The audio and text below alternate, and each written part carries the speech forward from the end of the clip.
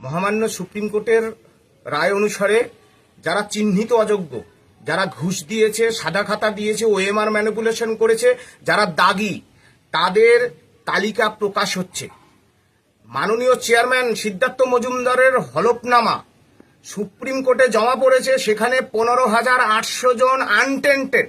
তাহলে আমরা যারা আনটেন্টেড, যারা ঘুষ দিইনি, সাদা খাতা দিইনি, এসএসসি বোর্ড, রাজ্য সরকার, হাইকোর্ট, সুপ্রিম কোর্ট, কোথাও যখন বা সিবিআই কোথাও যখন আমাদের নামে অভিযোগ নেই, আমরা কেন পরীক্ষায় বসবো?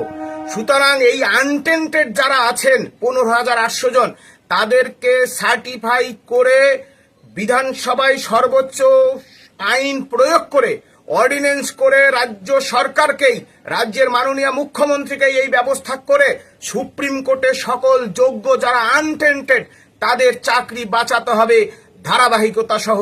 সুতরাং যেখানে আনটেন্টেড চিহ্নিত, যেখানে টেন্টেড চিহ্নিত, আনটেন্টেড চিহ্নিত, সেখানে আনটেন্টেডরা কেন রাজ্য সরকার, এসএসসি এবং বোর্ড তাদের সংগঠিত দুর্নীতির পাপের সাজা নিয়ে নতুন করে কেন এই নতুনদের সাথে নতুন করে পরীক্ষায় বসবে?